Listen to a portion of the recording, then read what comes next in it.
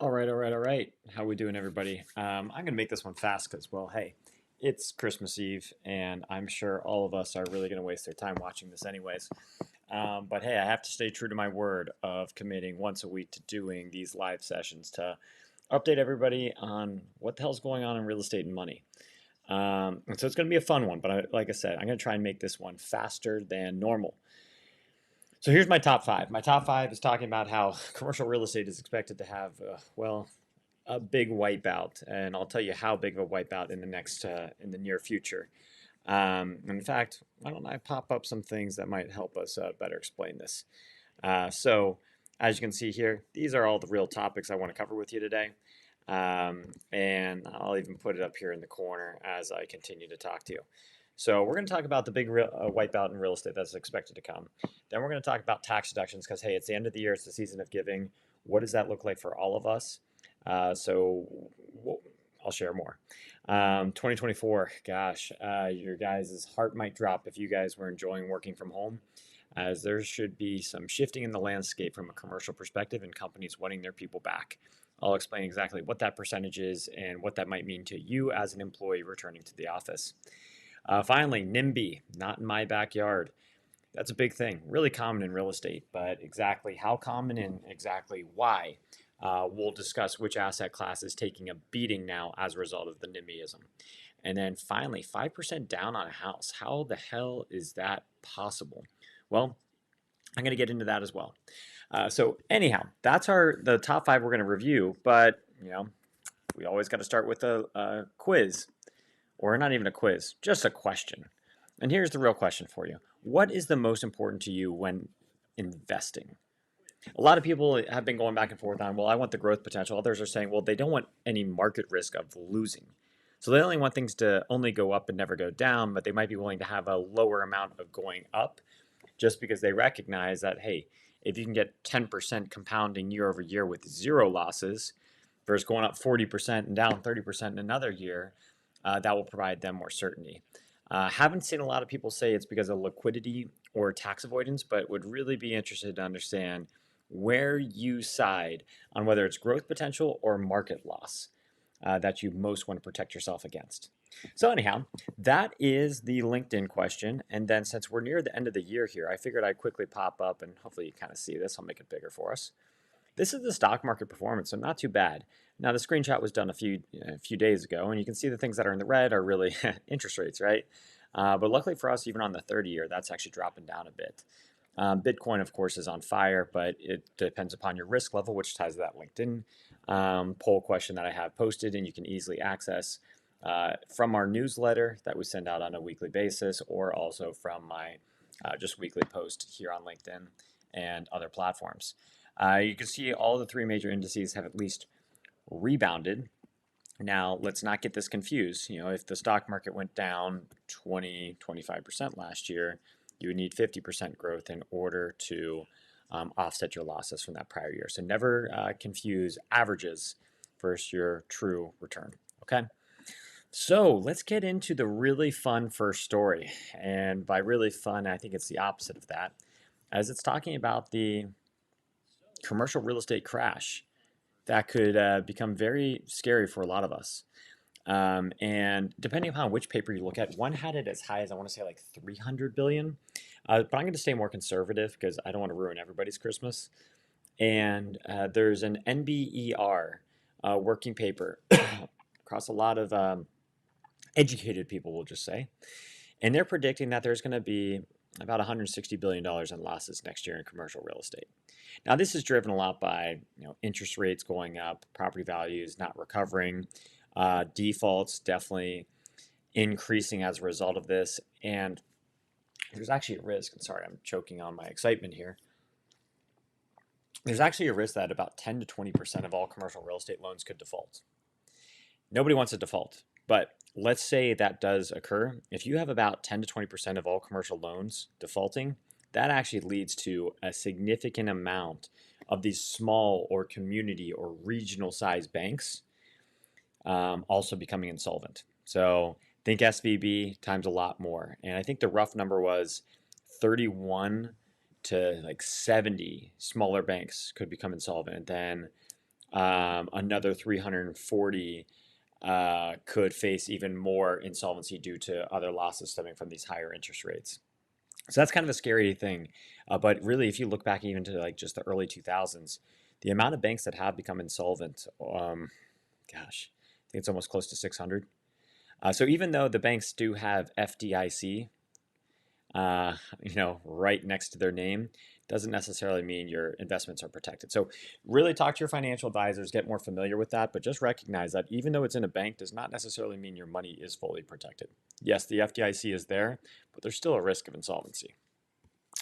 Yeah, that was a really fun one, I know, right? But so let's talk about something a little bit more cheery. Giving, charity. Oh, Lord. So, we know that some people have a very fortunate life and some people unfortunately don't get to live as great of a life. And this is the best time of the year to really help those that are suffering, help them out a bit. Now, a lot of people might be thinking about it, it's like, okay, well, what are the financial implications for me to do this? And in my weekly blog or my weekly newsletter, I actually hyperlinked to NerdWallet. So I'm not going to get into too much detail about it, but I would strongly suggest if you are doing charitable giving, check out that article and see how, at least from a tax benefit or a financial standpoint, you can also make your dollar go the furthest from donation to actually leading to a tax write-off or deduction. And the amount of charitable donations you can deduct may range from anywhere to, let's say, 20 to 60% of your adjusted growth income. So just something to think about as you look to give and help others. There's a benefit for you there as well. All right, moving right along because, hey, like I said, it's Sunday and it's Christmas Eve. And my kid is probably going to be waking up any second now from his second nap of the day. So I got to get back to dad time. So let's talk about back to work. Oh man, back to work for me is back to dad time of chasing a little over a 1-year-old crawling around the house screaming la-di da-di da-di da-di and da-da-da-da-da-da. But for a lot of us, when we get back into 2024, that means a W-2 job.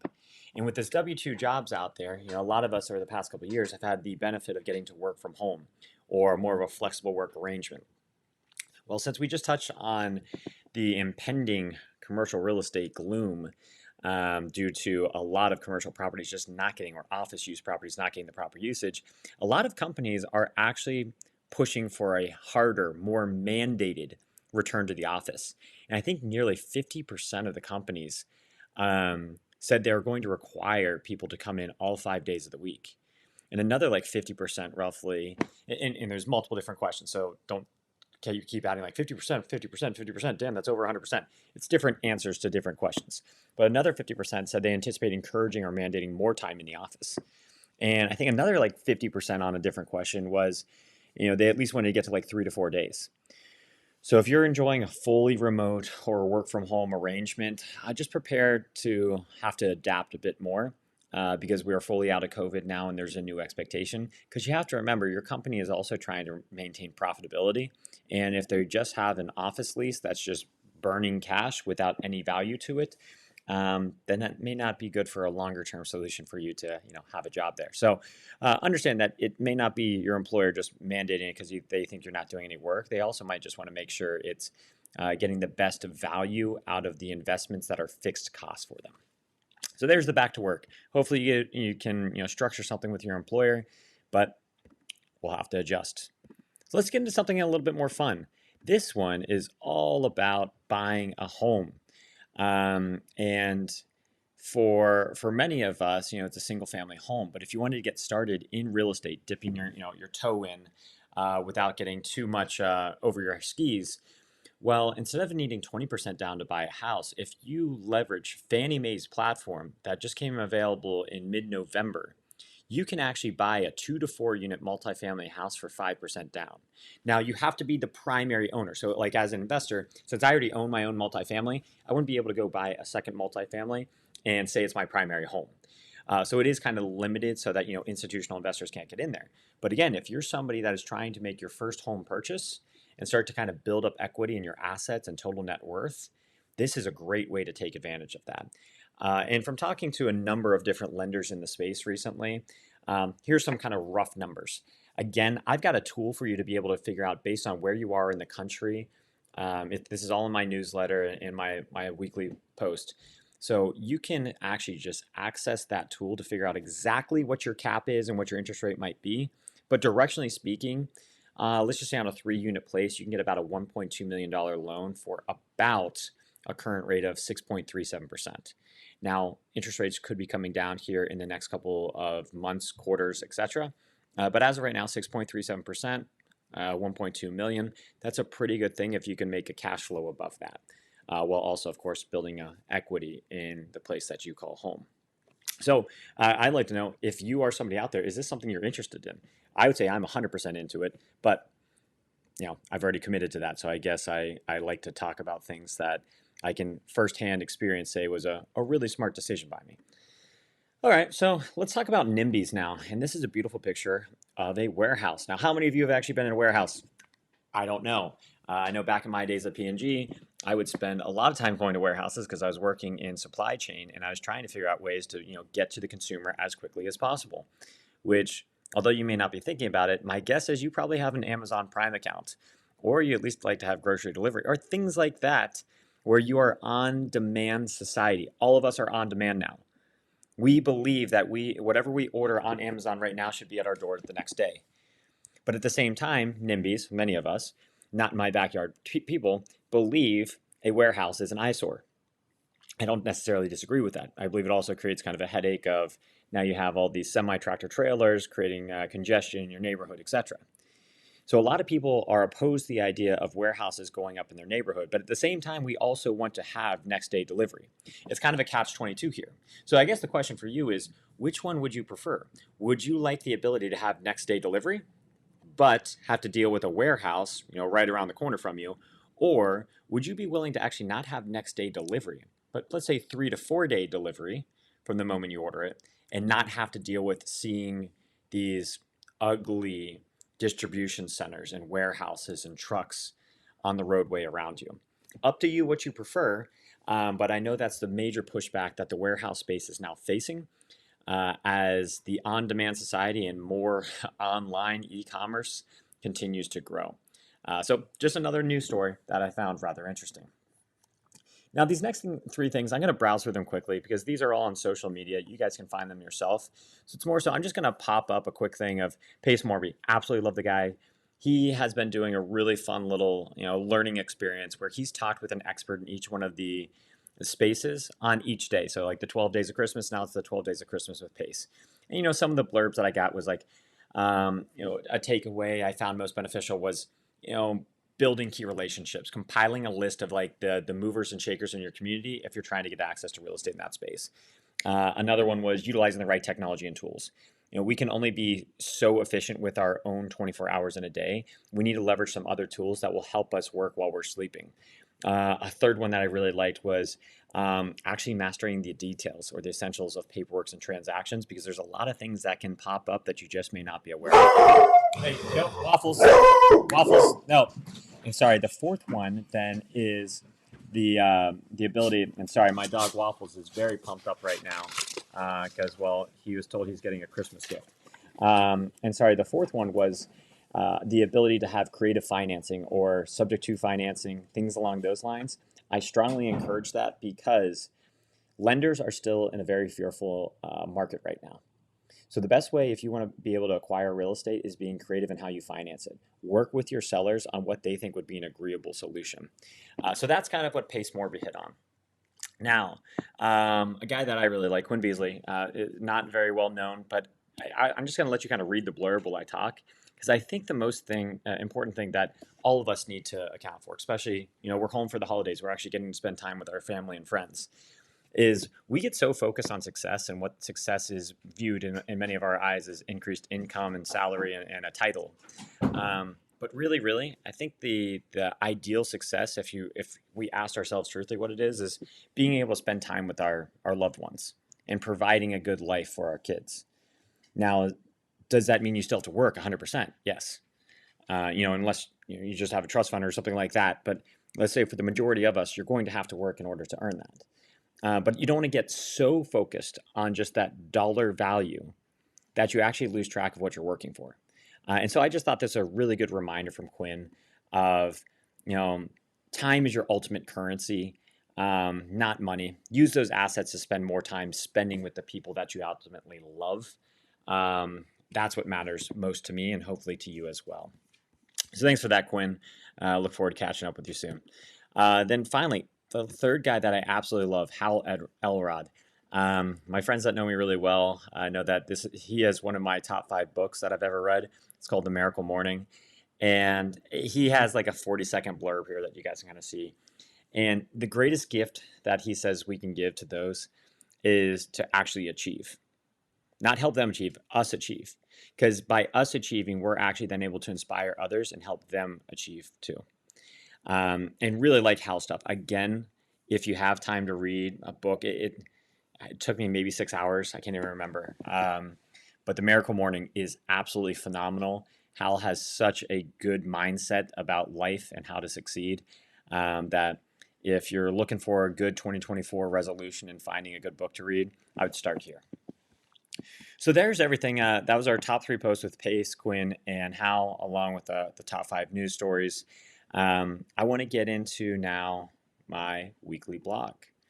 And my weekly blog is something that's near and dear. Like I took this one straight from Photoshop. So of course not featuring my own kid on this, although I've done that in the past. But it sparks from an experience I had recently, which was a fun experience.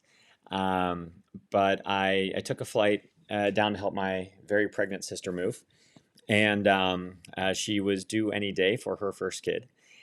And so I flew out 5 a.m. one morning and was back the next morning by like noon. So in that quick 24-hour turnaround or so, we moved as many things as humanly possible because, well, guess what? A 9-month pregnant woman can't do a lot of moving. Although, credit to her, she was crushing it still. And so what I realized when I ended up leaving and was, life is changing. It already changed for me a year plus ago now with the birth of my first kid. And when I was leaving the apartment that day, I took like a snap with my sister, recognizing that was the last time I was going to see her just as my sister, not as also a mother. And I'm very happy for her. And now that I'm talking about this, she did successfully have the birth of her first kid. Mother and baby are fine, as is the dad, although he's now facing the reality. So welcome to that scene. But where it got me thinking was, well, when you become a parent, there's a journey beyond just being a parent that you have to prepare yourself for, and a lot of that is geared towards finances. And so when you're going through the initial financial journey, like in college, we're not really taught personal finance, and maybe we can get away with it when we're just taking care of ourselves. But now you have another responsibility of somebody else coming into your life.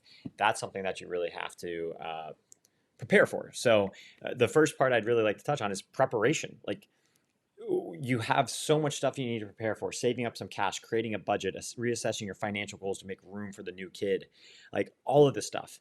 But also keep in mind, giving birth is really expensive. So you need to account for the cost, because you're definitely going to max out your insurance. And fun thing, even when you max out your insurance, then the kid gets added to your insurance immediately. So then insurance gets to actually add above what your initial out-of-pocket was. That's always a fun little expense that they get to sneak in afterwards. So definitely prepare. Part 2, budget and prioritization. With budgeting, like, diapers are expensive. Baby food is expensive. If you're using formula, that's expensive. So you need to really think about all those things. Getting him outfits, knowing that kids grow just massively. So you have to budget, and you also have to prioritize. Like, maybe you don't have to get them Louis Vuitton bags as a baby, because 1, they're never going to really appreciate it, and 2, that's just actually a waste of expenses. So you just have to prioritize what is the most expensive or important thing from an expense standpoint that you should prioritize. Then we're going to get into like emergency fund and insurance.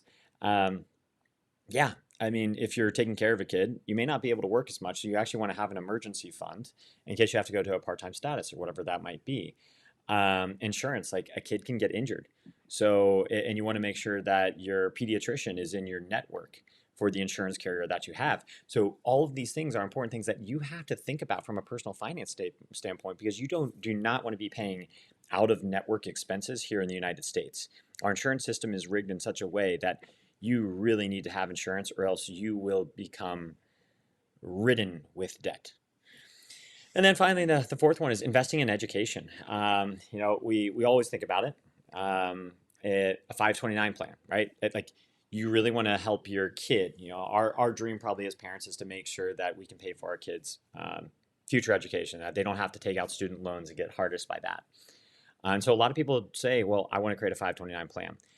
If you are doing that, hey, congratulations. I'm proud of you for at least taking the right step, or a good next step.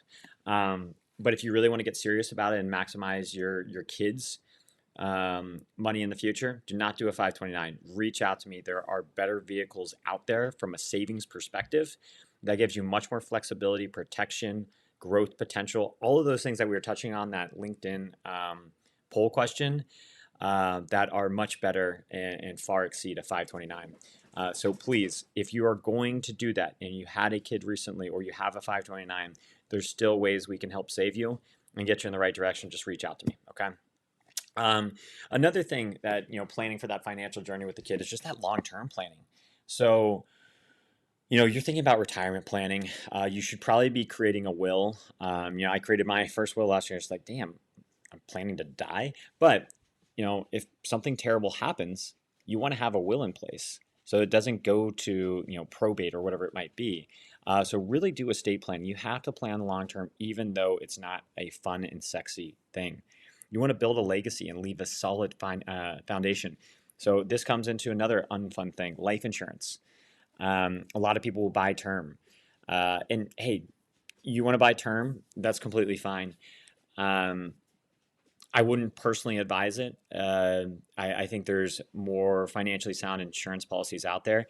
Definitely not whole life. Whole life absolutely is terrible. And trust me, I bought whole life 15 years ago or so, when I was still working at Northwestern Mutual in college. I drank the company Kool-Aid. I bought like a whole life policy, paid $3,000 a year in premium for 12 straight years. So that means I paid $36,000 in premium. And on year 12, I looked at my cash surrender value. My cash surrender value, if you wanted to just guess this, was $38,000. I'd made $2,000 on my whole life savings kind of investment insurance policy. The stock market had gone up 210%. So there's a reason why people always say buy term and invest the difference. But transparently, there is a better thing than buying term and investing the difference. There's actually a thing called an IUL out there, or a laser fund, or a tax-free retirement account that a lot of people don't know about, because I think only like 5% of people actually do know about that. So if you're in the 5% that know that, hey, kudos to you. If you're in the 95% that don't know about it, hey, reach out to me. I've already moved myself over to that. I've helped a lot of people move themselves over to that. It's just the best thing you can do for yourself financially, of creating a good foundation and protection while also leaving a legacy. So that's the long-term financial planning. I know, really, really fun, right? Adaptability to changing needs is kind of like the sixth thing that I really wanted to hit on from a financial journey perspective. And where I'm talking about that is life happens. Simple as that. You can create a really fixed thing, kind of like I love getting in routines and I get pissed off when I get out of my routine. But you also have to understand that you have to have some fluidity and expect that things are not always going to be what you had previously planned for. So just recognize that when you are making your financial plan, that there's going to be some necessary adjustments you're going to have to make on the fly. They always say you're building the plane as you fly it. You at least want to have a pretty good plane to get off the ground. But yes, if you need to make some changes, like a refuel in the air, like planes do sometimes, then that is what we're talking about. But just understand, you're going to have to be adaptable, because life will throw you a lot of different curveballs that you just have to adjust to. And then finally is teaching financial literacy. I think Rich Dad Poor Dad was a great one for me, of teaching me financial literacy. And unfortunately, our American education system is not going to do that for us. So you're going to have to take that ownership on yourself as the parent. Whether you like reading personal finance books or anything like that, I don't care. Because if you ultimately want to take care of your kids and leave a legacy and protect them for the future, you have to start by educating them too. And the only way you can educate them is if you are sophisticated enough to talk about it. So again, if it's like pulling teeth for you on reading a personal finance book, then watch videos like this or listen to audiobooks or find some other ways that you can get educated while not boring the hell out of yourself. But you can't just say, well, it sucks. It's not something I want to do. You can't just do that because now it is your responsibility not just to make yourself more financially smart and educated, but also your offspring. And the biggest thing you can do or letting yourself down is by letting your kids down. So please, please, please focus on financial education. And I can definitely help you out there. I know plenty of good mentors now in the space that have helped me along my journey now for the last 6 years or so. And that's all we really want. We want less suffering in the world. And the way we have less suffering in the world is by more people succeeding and being financially educated. So with that, hey, I need to go back and hang out with my kid because, well, actually, he's still not up yet, so that's good. But that might mean I can actually spend time with my dog who has, decided he wanted to bark for a few minutes there. So everyone, have a great Christmas. Happy New Year's. I'll be back next week, hopefully to share some wonderful knowledge. But in the meantime, if you do have any questions, like getting out of a 529 plan, trying to find the right insurance, trying to find the right investment vehicles for you in the future based on your financial plan, even planning a financial plan, reach out to me. I can help you there. Take care. Have a good one.